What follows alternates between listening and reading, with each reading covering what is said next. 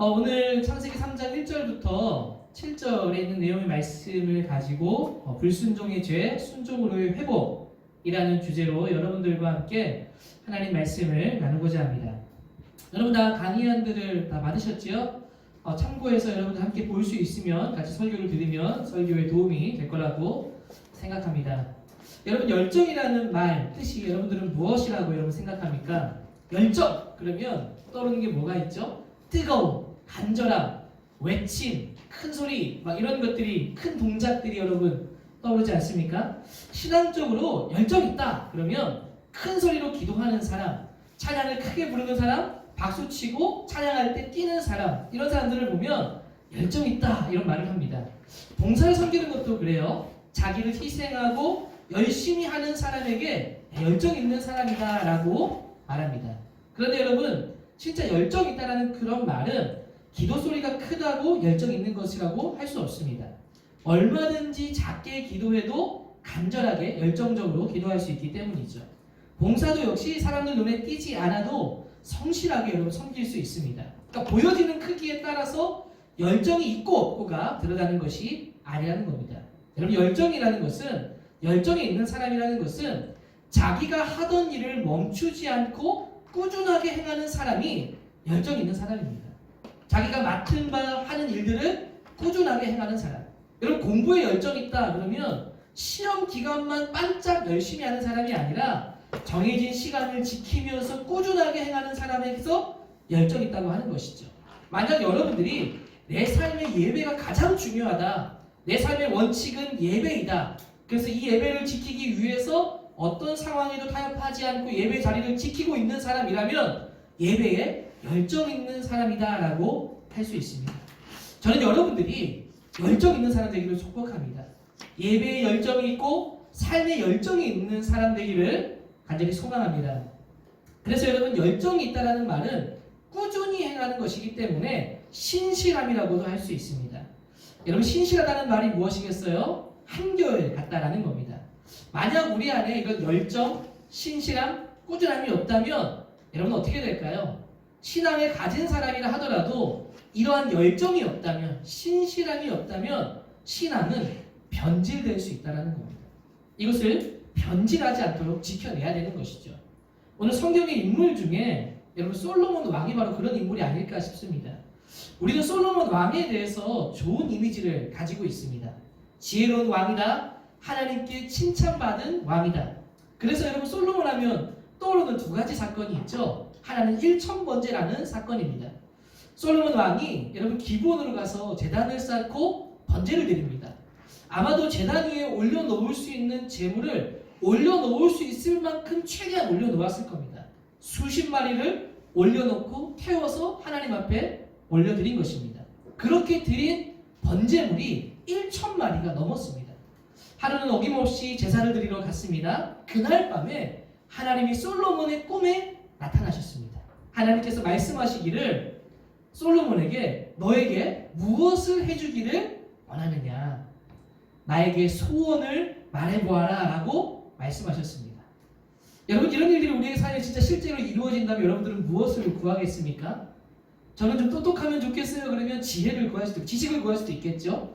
저는 좀 돈을 많이 갖고 싶어요. 돈을 구할 수도 있고 어른들은 뭐 차, 집, 다양한 모든 것들을 구할 수 있을 겁니다. 근데 솔로몬은 여러분 무엇을 여러분 구했습니까? 잘 알고 계신 대로 바로 지혜를 구했습니다. 아버지 다윗과 자식이 비교해서 볼 때 자기는 너무나 어린아이와 같다라는 겁니다.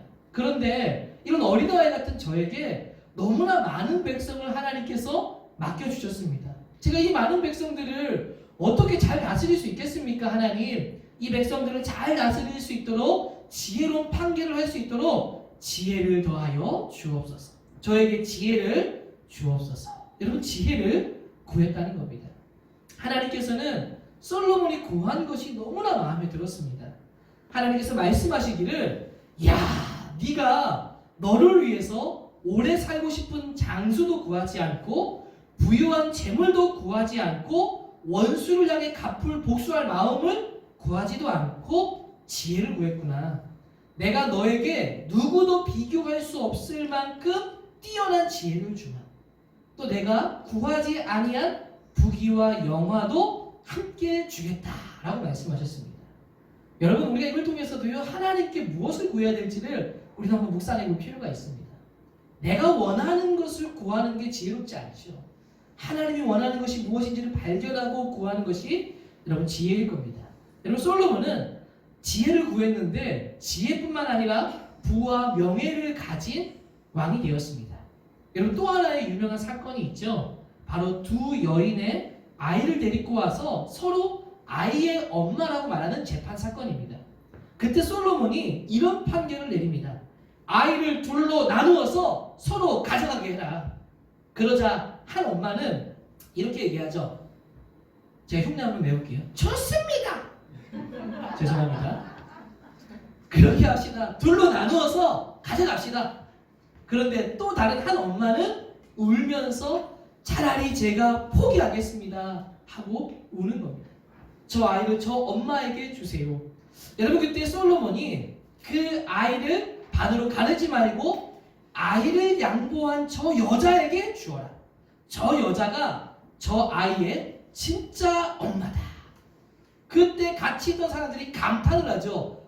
이야, 여러분, 솔로몬이 지혜를 받았다라는, 솔로몬이 얼마나 지혜로운 왕인가를 보여주는 지혜로운 판결을 보여주는 사건입니다. 여러분, 이런 것을 볼 때 우리는 솔로몬에 대해서 야, 위대한 왕, 뛰어난 왕, 지혜로운 왕, 판결의 왕, 하나님께 사랑받는 왕, 여러분 이렇게 생각하고 있습니다. 그런데 여러분, 사실 솔로몬은 하나님 앞에 지혜로운 왕이었지만 사실은 신실함을 잃었고 열정을 잃었고 변질된 왕입니다. 열왕기상 11장 9절 말씀에 보면 이런 말씀이 있어요. 솔로몬이 마음을 돌려 이스라엘의 하나님 여호와를 떠나므로. 여러분, 다른 번역본에는 이렇게까지 번역해놨습니다. 이 솔로몬이 하나님 여호와를 버렸으므로, 떠났다라는 것이 아니라 버렸다라고까지 말합니다. 여러분, 왜 솔로몬이 하나님을 떠났고 하나님을 버리게 된 것일까요? 여러분, 솔로몬은 엄청난 부와 권력을 가졌습니다. 자기가 소유한 것을 여러분 지키고 그렇게 하기 위해서 나라가 튼튼해야 했는데 하나님을 의지한 것이 아니라 여러분 세상의 많은 것들을 의지하기 시작했습니다. 특별히 그 중에 하나가 전략적인 결혼을 한 것입니다. 여러분, 솔로몬의 아내가 1000명이나 되었다라고 말합니다. 얼마나 많은 나라와 동맹을 맺었는지를 알 수 있습니다. 여러분, 이렇게 많은 여자와 다른 나라에 있는 사람들과 결혼함을 통해서 그만큼 나라는 강해졌습니다. 그런데 하나님과는 멀어지게 된 것입니다. 여러분, 솔로몬이 이룬 업적 중에 가장 큰 업적이 무엇입니까? 성전을 지은 것입니다.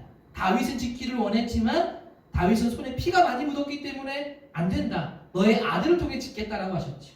다윗은 그것을 준비해 주었고 솔로몬은 그것을 이룬 왕입니다. 그런데 여러분, 솔로몬이 성전만 지은 것은 아닙니다. 그는 자신과 결혼한 아내들을 위해서 산당들을 지어줬습니다. 그 산당이 뭐 하는 곳입니까? 그 아내들이 섬기는 그 지역에 있는 이방 신들을 섬기는 산당을 여러분 지어준 겁니다. 이방 신을 섬기는 곳이 이 이스라엘 곳곳에 골목골목마다 가득하게 된 것입니다.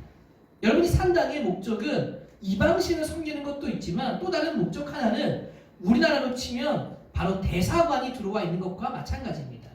마치 다른 나라에도 우리나라 대사관이 들어가 있는 것처럼 이 생당이라는 것은 다른 나라에 있는 우리나라에 들어온, 이스라엘에 들어온 대사관이라고 할 수 있습니다. 바로 이방 사람들과 소통하는 외교적인 역할을 담당한 것입니다. 그러니까 산당을 많이 지으면 지을수록 다른 나라와 소통이 되어지고 나라를 더욱더 부강하게 해주는 것이었습니다. 경제적으로도 이 산당이 차지하는 비중이 상당했습니다. 그래서 여러분, 역대 왕들 중에 이 산당을 파괴하고 부순 왕이 많이 되지 않습니다. 거의 없다고 해도 전무하다고 해도 과언이 아닙니다. 몇몇 왕들이 개혁을 했지만 이것이 가지는 비중과 경제적인 효과, 나라에 가져주는 효과가 엄청났기 때문입니다. 그만큼 산당이 많았고 이 솔로몬이 부와 명예를 가졌던 것처럼 이스라엘은 이 솔로몬 왕 시절이 굉장히 부강한 시절이었습니다.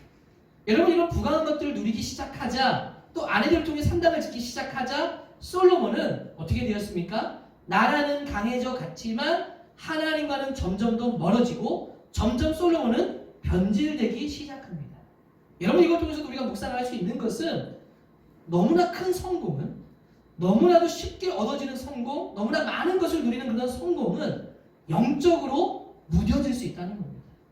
여러분 무작정 성공하는 것 하나님과 멀어질 수 있습니다. 무작정 목적 없이 많은 것을 취하려 하는 것 하나님과 멀어질 수 있다는 거 여러분 기억하셔야 합니다. 저는 좋은 대학 갈 거예요. 좋은 대학 가는 것이 목적이 되면 그것을 이루는 순간 하나님과 멀어질 수 있습니다. 저 돈 많이 버는 게 목적인데요. 돈을 많이 버는 순간 하나님과 멀어질 수 있습니다. 왜 그 일들을 해야 하는지를 날마다 우리는 기억해야 할 것입니다.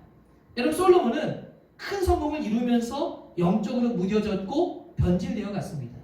그는 수많은 건축을 행하면서 백성들을 그 건축의 강제의 노역으로 끌어들였습니다. 그래서 솔로몬 왕을 향해서 비판하기를 뭐라고 비판하는가 하면 제2의 애굽으로 만든 왕이다라고까지 표현합니다. 여러분 애굽에서 이스라엘 백성들이 살았을 때 어떻게 살았습니까? 강제로 노역하며 바로의 건축물들을 지으며 살았습니다. 하나님이 그들의 그 어려움을 들으시고 모세를 통해서 그들을 건져내 주셨죠. 출애굽 하셨습니다. 그런데 출애굽해서 이들이 가나안에 들어와 있는데 다시 어떻게 됩니까? 다시 입애굽이 되는 겁니다. 바로 건축을 다시 짓기 시작하면서 여러분 강제 노역을 하게 되어지고 노예의 삶처럼 바뀌어지고 만 것입니다. 여러분 훗날 솔로몬 이후에 나라가 분열이 되는데 그 분열된 이유가 여러분 결정적인 빌미를 제공한 게 바로 이 건축입니다. 얼마나 힘들었는지 솔로몬의 신복이었던 공사 감독관이 누구였는가 하면 여로보암이었습니다. 여로보암이 이 일에 반발하게 되어지죠. 그로 인해서 솔로몬이 그를 죽이려고 하자 여로보암은 애굽으로 도망갑니다. 솔로몬이 죽은 이후에 이 여로보암이 다시 돌아와서 그의 아들 솔로몬의 아들 르호보암에게 더 이상 건축의 노동을 멈추어 달라고 요청합니다. 그러면 우리가 왕을 섬기겠다. 그런데 르호보암은 아버지보다 더 큰 멍에를 내가 너에게 지울 것이다. 뭐라고까지 얘기하냐면 자기 아버지 르호보암의 아버지 솔로몬은 가죽으로 너에게 채찍질했다면 나는 철쇠로 채찍질할 것이다. 여러분 이로 인해서 여로보암을 중심으로 10지파가 분열되기 시작합니다. 남유다는 유다와 베냐민 지파로 나누어져서 우리나라와 같이 남과 북으로 분열되어지게 된 것입니다. 여러분 이런 과정이 오기까지 솔로몬은 지혜로운 왕에서 자기의 권력을 지키는 왕으로 변질되었습니다. 그리고 하나님을 버린 왕이 되고 말았습니다. 여러분 그렇게 된 이유는 무엇입니까? 솔로몬이 하나님으로부터 떠났기 때문이죠. 바로 하나님으로부터 순종하지 않고 불순종으로 바뀌어졌기 때문입니다. 열왕기상 11장 38절에 보시면 하나님은 네가 만일 다윗처럼 행하면 내가 너와 함께 할 것이라. 이 말씀을 2번이나 하셨지만 듣지 않았습니다.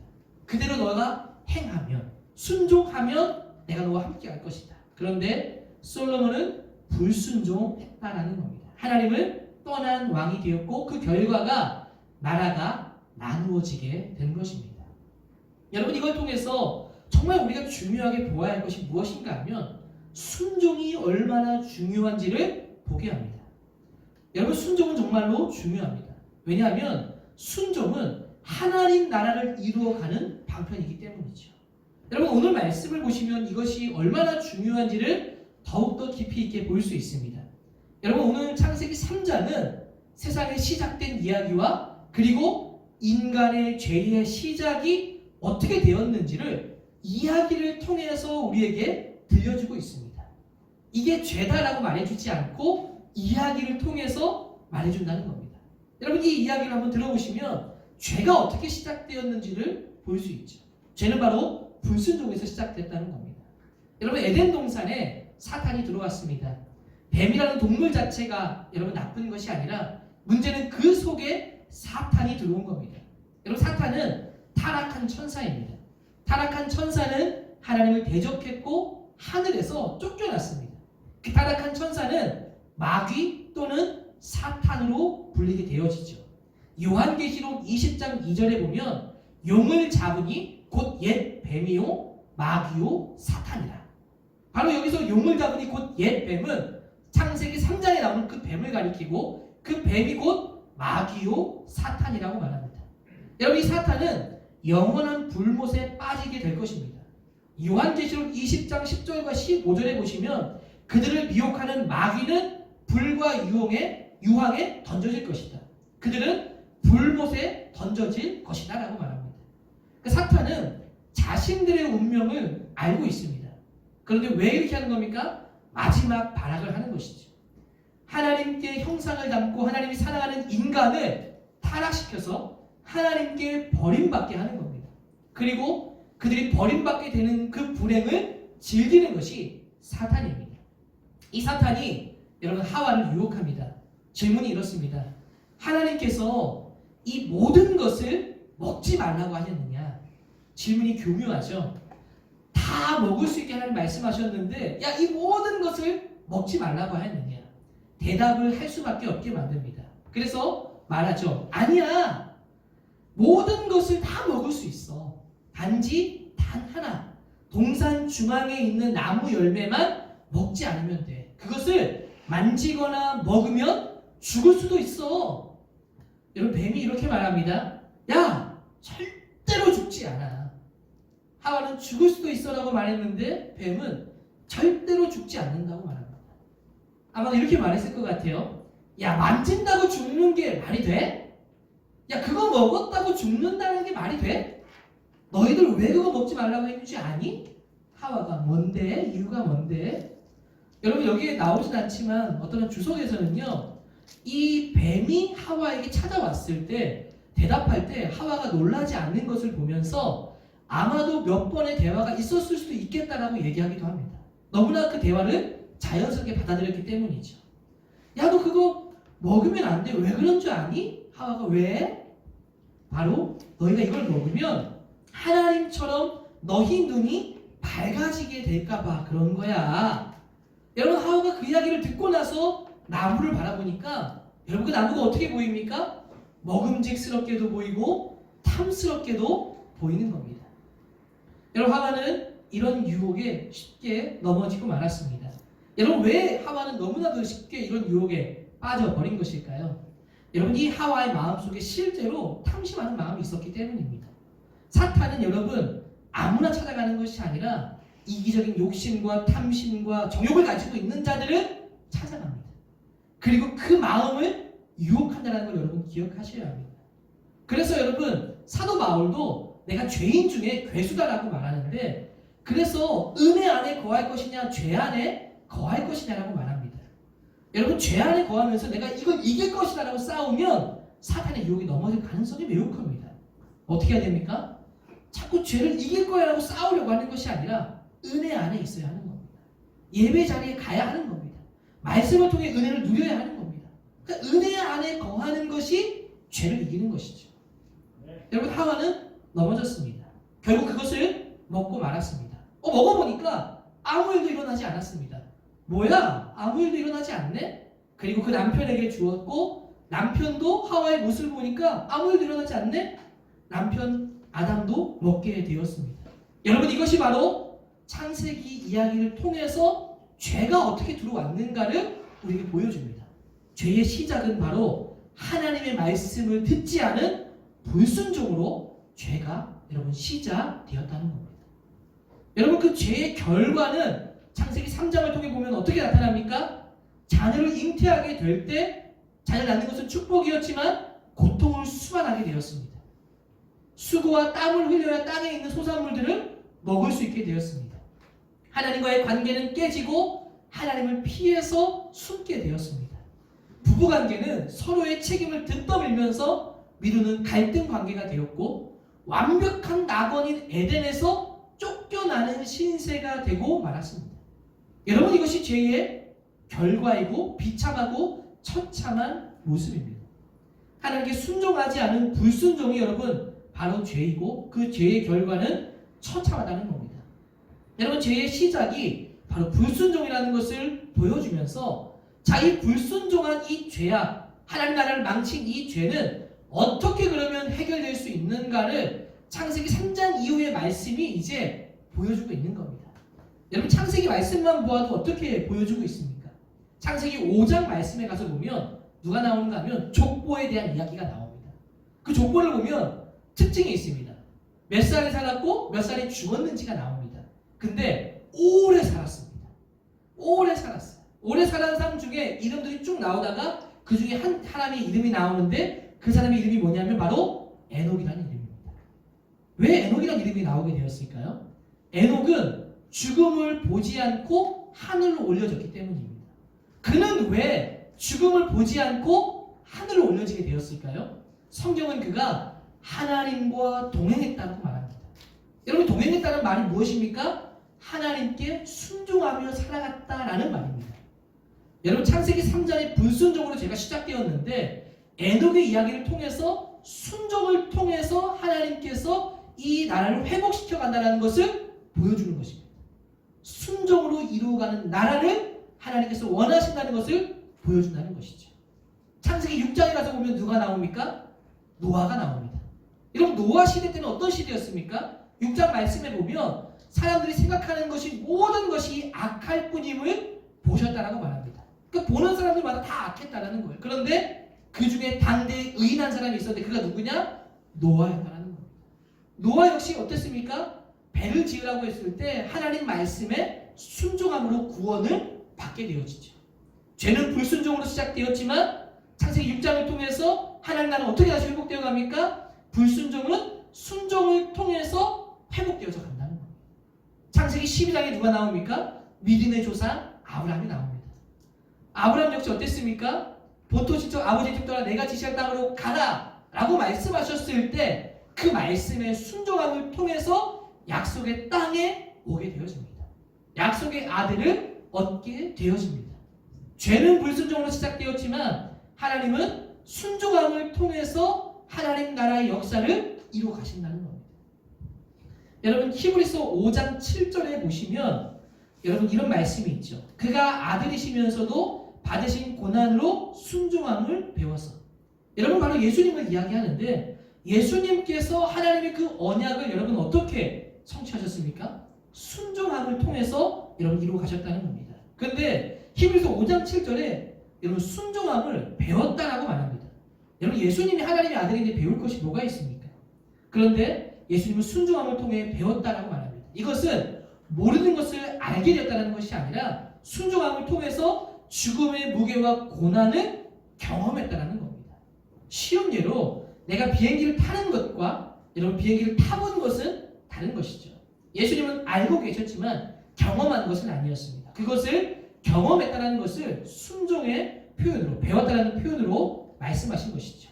바로 이런 순종 히브리서 5장 9절에 자기에게 순종하는 모든 자에게 영원한 구원의 근원이 되시고 예수님께서는 순종하신 것을 통해 우리도 예수님의 뜻을 따라 순종하면 구원을 이루어 간다는 겁니다. 그러니까 순종함을 통해서 하나님 나라의 구원을 이루어 가신다라는 것입니다. 성경은 그래서 이렇게 말하죠. 죄의 시작은 한 사람의 불순종으로 인해 시작되었지만 한 사람의 순종으로 인해 모든 사람이 의인이 될 수 있는 길이 열렸다. 여러분 오늘 이 말씀을 통해서 여러분 우리에게 주시는 메시지가 있다면 무엇이겠습니까?